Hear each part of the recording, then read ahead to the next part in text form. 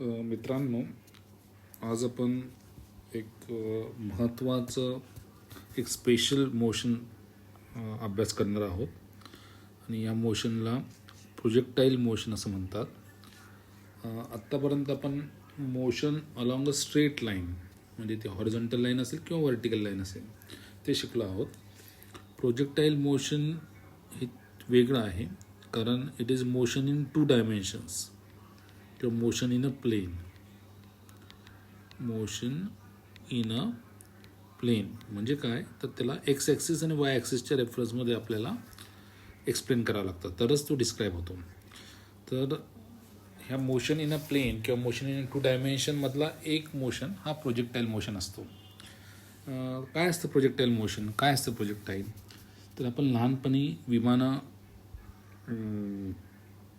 उडवलेली आहेत. कागदी विमानं करून आपण ती अशी हवेत सोडतो आणि तो जो पाथ घेतो तो विमान असं वरती जातो आणि उंचावर जातो आणि मग खाली पडतो. तर ते मोशन त्याला आपण प्रोजेक्टाईल मोशन असं म्हणू शकतो. किंवा लहान मुलं घ्या आणि ती लहान मुलं दगडं फेकतात, they throw the stones towards the trees. आंबे पाडायचे असतील समजा किंवा चिंच पाडायचे असतील तर तो जो दगड जे मोशन घेतो तर त्याला आपण आणि समजा तो याला लागला नाही आणि तसंच पडला तर that is a projectile motion. किंवा क्रिकेटर बॉलर समजा बॉल फेकतो आहे बॅट्समॅनकडे तर तो बॉल असा ज्या पद्धतीने जातो त्यालासुद्धा आपण प्रोजेक्टाईल मोशन म्हणजे अनेक उदाहरणं घेता येईल. बास्केटबॉल प्लेअरचं बास्केट तो बॉल बास्केटमध्ये टाकताना हे जे पुस्तकातलं एक्झाम्पल आहे ते मी मुद्दाम देतो आहे. बेसबॉल घेतला, टेनिस बॉल घेतला तर त्याचं जे मोशन आहे फेकल्यानंतर okay after being thrown with some velocity हे महत्त्वाचं आहे. That is called as a projectile motion. आता पक्षी जे उडतात आकाशामध्ये that is not a projectile motion. Okay हे लक्षात घ्या. काय स्पेशालिटी आहे मोशनची तर in this motion the objects किंवा प्रोजेक्टाईल्स ज्या ऑब्जेक्टला आपण प्रोजेक्टाईल असं म्हणतो म्हणजे बॉलला प्रोजेक्टाईल म्हणूया, दगडाला प्रोजेक्टाईल म्हणूया. ओके सो द ऑब्जेक्ट्स किंवा projectiles they are having some initial velocity. त्याला एक इनिशियल वेलॉसिटी असते. तर सपोज ती इनिशियल वेलॉसिटी यू असं मानून चालूया. Okay so the objects are thrown with some initial velocity. हे एक महत्त्वाचं रिझन आहे प्रोजेक्टाईल मोशनसाठी. ओके विदाऊट इनिशियल वेलॉसिटी अशा पद्धतीने वरती डायरेक्टेड म्हणजे ती इनिशियल वेलॉसिटी हॉरिझॉन्टल नाही माइंड वेल ती एक इनिशियल वेलॉसिटी एक ठराविक अँगलला हॉरिझॉन्टल ठराविक अँगलला थीटा अँगल आपण म्हणूया.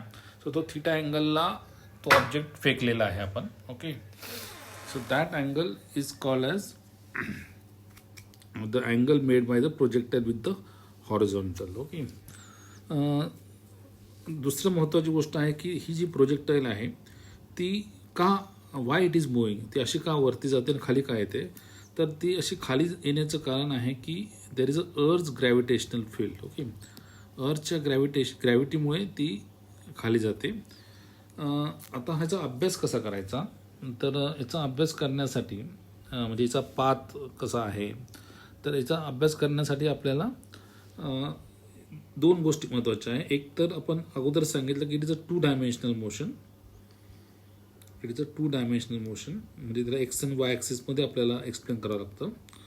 आणि दुसरं म्हणजे त्याचा जो ॲक्सेलरेशन आहे that is a constant acceleration म्हणजे युनिफॉर्म ॲक्सेलरेशन. ओके तर आपण युनिफॉर्म ॲक्सेलरेशन शिकलेलो आहोत. So it is a uniform acceleration type of motion. आणि हे जे ॲक्सेलरेशन आहे यातलं म्हणजे कॉन्स्टंट ॲक्सेलरेशन जे आहे यातसुद्धा एक गमतीदार प्रकार आहे. तर त्याच्या हे मोशन स्टडी करण्यासाठी आपल्याला हे जे ॲक्सेलरेशन आहे ते समजून घेणं भाग आहे. तर ॲक्सेलरेशन जो ॲक्ट होतो या बॉडीवरती that is acceleration due to gravity.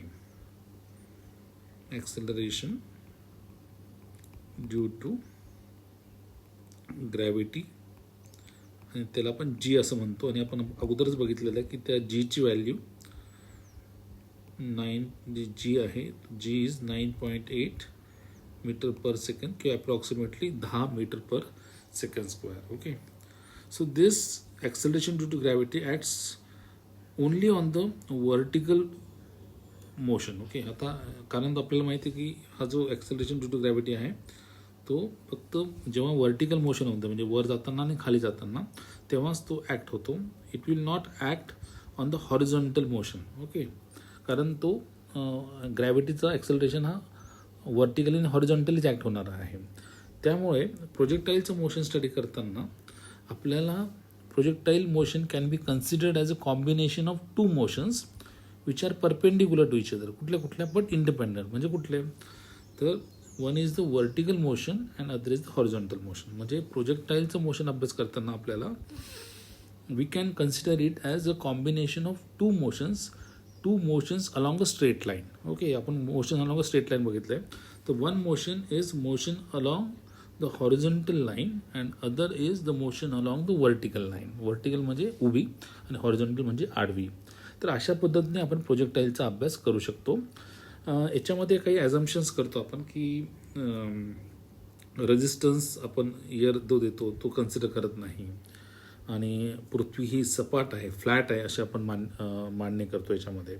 कारण तो जी आणि जी बॉल जो आहे तो पृथ्वीच्या जवळूनच म्हणजे पृथ्वी सरफेसच्या अगदी जवळून जातो आहे असं पण आपण ॲझम्पशन करतो. म्हणून air resistance is neglected and we consider a very smaller height with reference to the earth surface when we consider the projectile motion.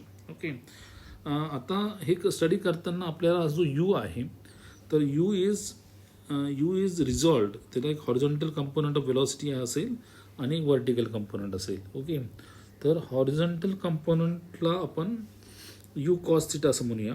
You cos theta is the horizontal component. Theta में is the angle made by the initial velocity with the horizontal. हे horizontal axis आहे, X axis आहे. तर theta angle मी define केला. Okay, ही vertical axis आहे म्हणजे वाय ॲक्सिस आहे.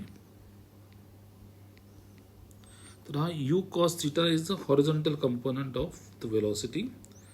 आपण रेझोल्युशनमध्ये शिकलेलो आहोत. आणि you sine theta is the vertical component of the velocity u, vertical component of the velocity u.